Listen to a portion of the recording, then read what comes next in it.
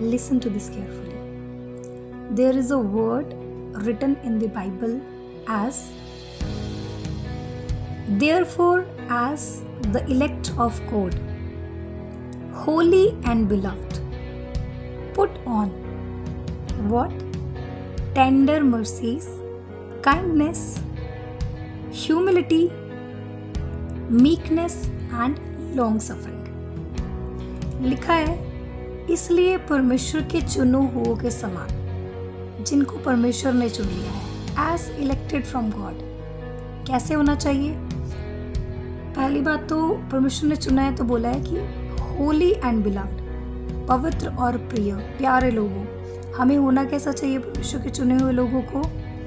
लिखा है कैरेक्टर्स, हिंदी में बता रही हूँ मैं आप लोगों को।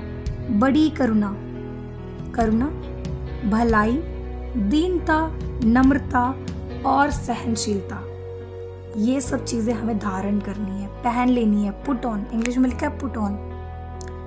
आई वांना explain this with an example. एक एग्जाम्पल से समझाऊंगी। एक स्टोरी है जिसमें एक मास्टर होता है और बहुत सारे उसके जो है दास होते हैं। तो स्टोरी इज कि एक समय आता है कि जो मास्टर है ना, वो चाहता है कि मैं अकाउंट लूँ सब दासों से, कि मैंने किसको कितना कर्ज दिया है, कितना इसके पास है, कितना अगले के पास है, कितना अगले के पास है। तो जब एक दास की टर्न आती है, एक जो वहाँ काम करने वाला होता है, चाहे उसके अंडर रहता है, तो मास्टर के पास जब उसका लेखा दिया जाता है, उसका अकाउंट दिया जाता है, तो मैं आपको फिगर्स में बता रही हूँ, बाइबल में उसका अलग फिगर है। For example, as an example, कि उसके 10,000 जो थे वो देने बनते थे। तो मास्टर ने बोला कि तू मेरा कर्जा भर दे। अब दास के पास, ऐसा लिखा है बाइबल में, उसके पास भरने के लिए कुछ भी नहीं था। तो मास्टर ने बोला कि एक काम करो, इसको, इसकी वाइफ को, इसके बच्चे को और जो कुछ इसका है सब कुछ बेच दो और जितना भी कर्ज है उसको पूरा कर लो। ये ऑर्डर दिया गया। तो तुरंत ही वो जो दास था ना, वो दास स्वामी के पैरों में गिर गया और गिड़गिड़ा के उससे विनती करने लगा कि हे स्वामी, तू मुझ पे दया कर और मुझे थोड़ा सा समय दे, धीरज धर, और जितना तेरा बनता है ना, मैं सब तेरे को रिटर्न कर दूंगा, मैं सब आपको रिटर्न कर दूंगा। तो जब उसने ये बात बोली उसके सामने, प्लीडिंग की, तो ऐसा लिखा है कि जो मास्टर है ना, उसको दया आ गई, कंपैशन आ गया, करुणा आ गई उसके मन में, और उसने कहा कि चल ठीक है, कि जो तेरा कर्जा है ना, मैं वो माफ़ ही कर देता हूँ। वो उसका पूरा कर्जा माफ़ कर देता है। आपको पता है उसके बाद क्या होता है?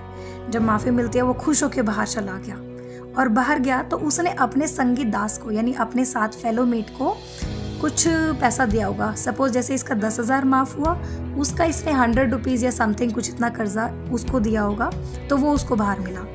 तो उसको याद आया कि अरे, इसको तो मैंने अपने 100 रुपीज़ दिए हैं। तो वो जाता है और वो अपने संगी दास का कॉलर पकड़ लेता है, उसका गला दबाता है और उसको बोलता है, तूने जो मेरा कर्जा लिया वो मुझे अभी वापस कर। तो वो जो दूसरा फेलोमेट है वो कहता है, अरे तू धीरज धर। वो भी बिल्कुल सेम इसी के जैसे उसके पाँव में गिरा, गिड़गिड़ाया, माफ़ी मांगी और बोला कि तू धीरज रख, सब भर दूंगा तेरा।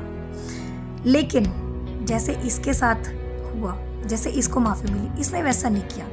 इसने उसके साथ एक तो पहली बात गलत बिहेव किया और उसको बोला कि नहीं, मैं माफ़ नहीं करूँगा, और उसको जेल में डलवाया और बोला कि जब तक ये सारा कर्जा भर नहीं देगा तब तक ये जेल में ही रहेगा, काम करेगा, और भरने के बाद ही इसको फ्री किया जाएगा। सेम यही इंसिडेंट होते हुए एक और संगी दास जो उनका फेलोमेट होता है वो देख रहा होता है, और जब वो देखता है तो ऐसा लिखा है कि उसके मन में ना दुख आता है ये सब देख के, और वो जाके ना उस मास्टर को, जो जिसका इसने माफ़ किया था ना, उसके पास जाके बता देता है कि देख, तूने तो उसका 10,000 माफ़ कर दिया, लेकिन इसने अपने किसी फ्रेंड को 100 रुपीज़ दिए थे, वो इससे माफ़ नहीं किया गया, इसने इतना गलत बिहेव किया उसके साथ, उसको जेल में डलवा दिया। तो मास्टर को गुस्सा आया। मास्टर ने उसको बुलाया और उसको पूछा, क्या जो दया मैंने तेरे साथ की थी, क्या तुझे वो उसके साथ नहीं करनी चाहिए थी?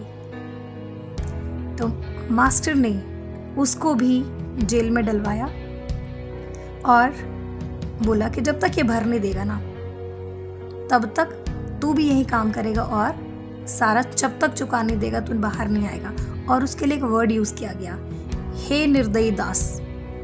मतलब तुझे माफी मिली, तुझे दया मिली और तूने आगे से दया नहीं दिखाई। This is what God wants from us. परमेश्वर के चुने हुओं के अनुसार, परमेश्वर ने आज हमें चुना है ना, कुछ सोच समझ के चुना है। He wants us to be like him. जैसे परमेश्वर ने हमारे ऊपर दया की, हमारे बहुत गुनाहों को माफ़ किया, बहुत चीज़ों में हमें सक्सेस दी, हमारे बहुत सारे प्लान्स उन्होंने सक्सीड कर दिए, उसी तरीके से परमेश्वर चाहते हैं कि हमारे से नीचे या फिर हमारे साथ वाले जो है हम भी उनके साथ सेम वैसे ही बिहेव करें। अगर नहीं करते हैं तो हमारे साथ भी वो दया नहीं होनी चाहिए। It is written as Christ forgive you. जैसे मसीह ने आपको माफ़ कर दिया ना, वैसे भी आप दूसरों के अपराध क्षमा करो। लिखा है कि अगर किसी को किसी पे दोष लगाने का कारण भी हो तो भी एक दूसरे की सह लो और माफ़ कर दो, जैसे मसीह ने तुम्हें क्षमा किया। और इन सब से ऊपर प्रेम जो सिद्धता का कटिबंध है बांध लो, यानी पुट ऑन लव। प्यार पहन लो। जैसे हम अच्छे कपड़े पहनते हैं ना बहुत चाव के साथ कि आज मैं ये पहनूंगी, आज मैं बहुत सुंदर लगने वाली हूँ। Actual character is about love and your nature. जैसा आप दूसरों के साथ बिहेव करोगे वो कैरेक्टर आपको सुंदर बनाता है। Wow, isn't it amazing? God wants us to be like him as we are the child of most high God. जैसा हमें परमेश्वर ने बनाया है, God wants us to be like him, और हमें वैसे ही परमेश्वर के काम दिखाने। जैसे हमें माफ़ी मिली, so as we need to forgive one another. God bless you.